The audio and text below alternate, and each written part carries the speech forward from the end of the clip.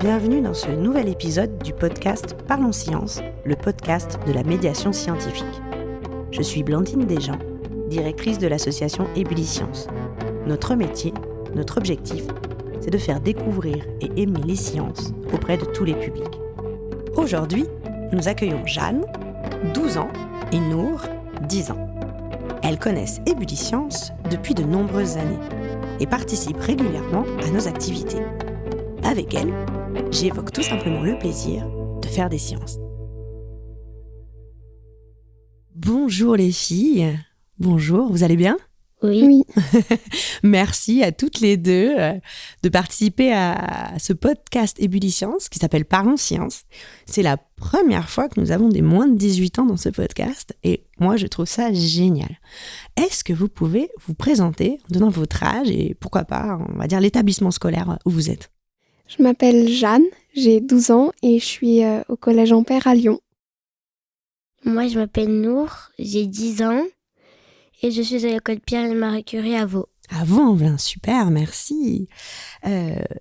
Pour qu'on vous connaisse un peu mieux, est-ce que vous pouvez me dire si vous avez des passions ou si vous savez déjà ce que vous souhaitez faire plus tard, Jeanne ? Je fais du piano et je vais bientôt faire de la guitare. Et j'aimerais bien m'orienter vers le son quand je serai plus grande. Donc d'accord, donc passionnée de musique en fait. Oui. Ok, super. Et toi, Nour ? Eh bien, moi, quand je serai plus grande, j'aimerais bien être maîtresse. Tu veux être enseignante ? Oui. Ah ouais, donc ça t'impressionne comme métier, ça ? Oui. Oh. Est-ce que tu as une passion ? Oui, j'aime le dessin. Ah, donc, et pourquoi pas dessinatrice alors ? On verra, t'as encore le temps. Et je crois qu'on m'a dit que tu faisais un instrument aussi. Oui, j'ai fait du tuba. Du tuba ? Comment tu t'es retrouvée à faire du tuba ? Est-ce que tu peux nous expliquer cette aventure ? Parce que alors là, c'est pas fréquent d'entendre une enfant de 10 ans dire qu'elle fait du tuba. Eh bien, en CE1, il y avait un trompettiste qui s'appelle Sébastien. Il est venu dans notre école avec sa collègue. Il nous a fait des petits morceaux avec sa trompette. Et après, sa collègue nous a donné des papiers. En rentrant de l'école, j'ai donné le papier à ma maman. Ma maman a appelé le numéro. Et après, il restait 2 places. Moi, j'étais la première à avoir appelé, du coup, on est vite partis. Et je me suis retrouvée là-bas en train de faire du... Et ensuite, nous avons essayé les instruments. J'ai essayé le tuba, la trompette et le trombone. Et c'est le tuba qui t'a plu au final ? Oui, parce que la trompette, ça faisait mal au doigt, surtout mon petit doigt. Je comprends. Il voulait faire de la gymnastique. Et le trombone, je trouvais que quoi, c'était lourd, dur à porter et ça faisait aussi mal au doigt.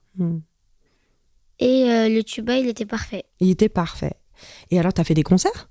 Oui, à Fourvière, au parc de la Tête d'Or et à Paris. D'accord. Et je crois que c'est un dispositif qui s'appelle Demos, non ? Oui. Qui t'a permis de faire ça. D'accord. Et c'est vrai que vous avez fait un grand concert au parc de la Tête d'Or. Et je crois même qu'il y avait Ébulliscience aussi. Oui. Ouais, c'est ça. Et super. J'ai le plaisir donc d'interviewer 2 musiciennes qui sont aussi des chercheuses. J'aimerais bien que vous me racontiez, parce que je crois que ça fait longtemps que vous connaissez Ébulliscience. Quel âge vous aviez quand vous avez rencontré Ébulliscience pour la première fois et sur quelles activités c'était, Jeanne ? Je devais avoir 5-6 ans et c'était dans un centre de loisirs pendant les vacances. Et je me souviens qu'on avait fait du papier avec du poireau. Waouh, fabriquer du papier avec du poireau. Voilà. Est-ce que tu as fait d'autres activités ? Oui, on a travaillé sur les ombres chinoises. Et voilà. Et on a créé aussi des châteaux avec des objets qu'on trouvait. Donc à chaque fois, c'était des centres de loisirs différents, j'imagine ? Oui. D'accord, avec des thématiques différentes. Exact. Est-ce qu'il y a une expérience dont tu te souviens plus particulièrement, parce que tu étais quand même petite, 5-6 ans, mais est-ce qu'il y a quelque chose qui t'a plus particulièrement marqué ? Le papier avec les poireaux, ça m'a marqué. Ouais, ça fait assez magique. Oui, je trouvais ça vachement drôle. Tu te souviens comment t'as fait ? Pas exactement. Je me souviens de quand j'épluchais les poireaux. Après, je me souviens pas vraiment des étapes. D'accord, ok. Mais tu obtenais un papier ? Oui. Et toi, Nour, alors quand est-ce que tu as rencontré pour la première fois Ébulliscience ? Et tu avais quel âge ? Eh bien, moi, c'était à 4 ou 5 ans.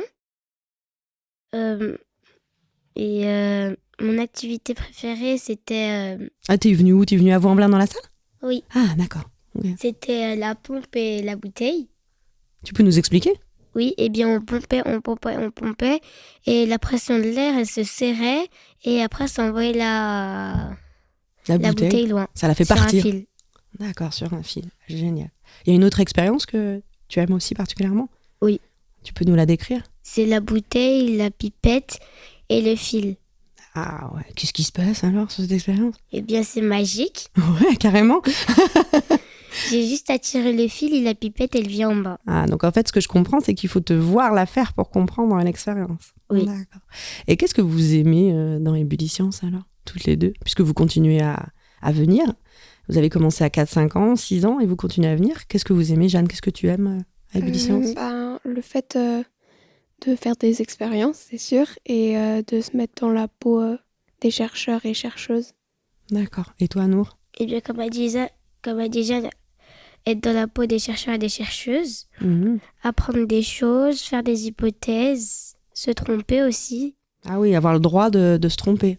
C'est vrai qu'on en parle souvent. C'est comme ça qu'on apprend. Ouais, tout à fait. Et voilà. Ok, super. Mais vous faites des sciences à l'école quand même, aussi ? Oui. Ouais, Jeanne, qu'est-ce que tu fais au collège ? Je fais de la SVT et de la physique-chimie. Et en SVT, on travaille beaucoup sur les êtres humains, les êtres vivants, la planète. Et en physique, ça sera plutôt tout ce qui est mélange, matière, etc. D'accord. Et toi, Nour ? Eh bien, moi, cette année, j'ai travaillé sur le corps humain, le monde et les animaux par rapport à leur évolution. D'accord. Vous faites aussi des maths, non, j'imagine ? Oui. Ouais, des fois, on a tendance à séparer les maths des sciences. Mais nous, on met tout ensemble. Vous aimez les maths, Jeanne ? Oui. Ouais, t'as toujours aimé ? Non, en primaire, j'aimais vraiment pas. Mais cette année, j'ai une super prof qui m'a fait aimer. Ah, d'accord. Donc, ça dépend aussi des enseignants et des enseignantes. Hein, j'imagine, si on n'aime ou pas quelque chose.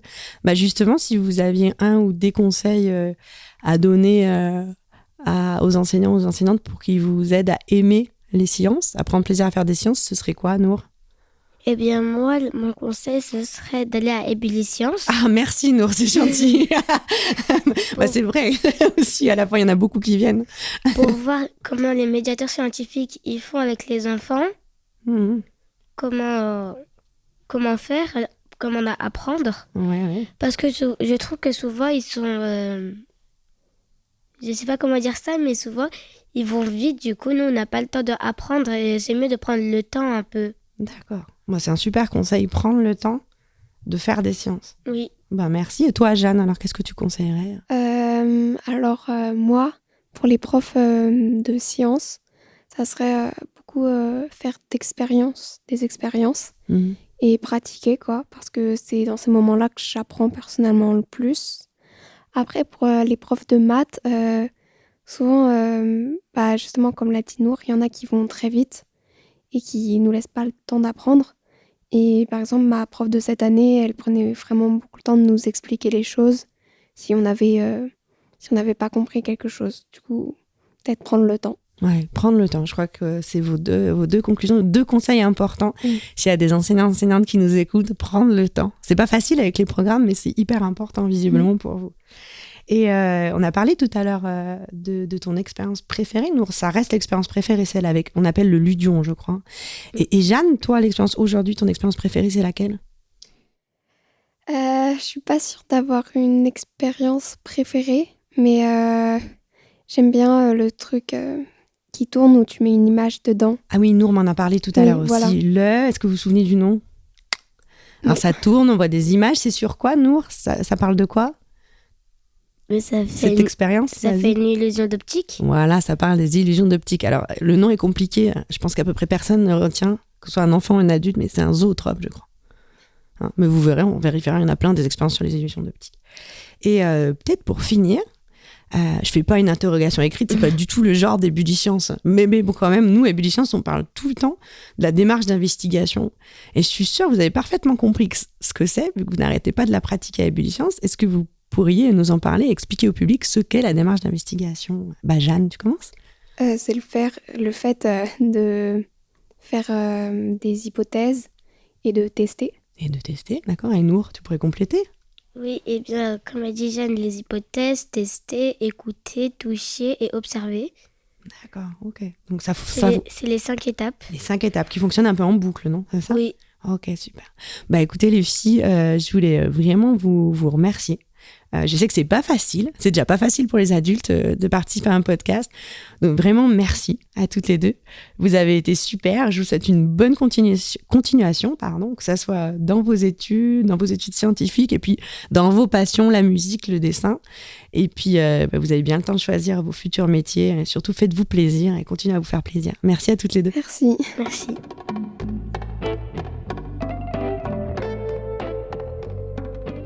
C'est la fin de cet épisode. Merci beaucoup à Jeanne et Nour d'être venus nous parler de leur expérience à Ébulliscience. N'hésitez pas à liker et partager l'épisode s'il vous a plu. On vous retrouve bientôt pour un nouvel épisode de Parlons Science, le podcast de la médiation scientifique. Et pour nos auditeurs et auditrices de la région lyonnaise, on espère vous voir en vrai les 11 et 12 octobre 2024 à l'Hôtel de Ville de Lyon.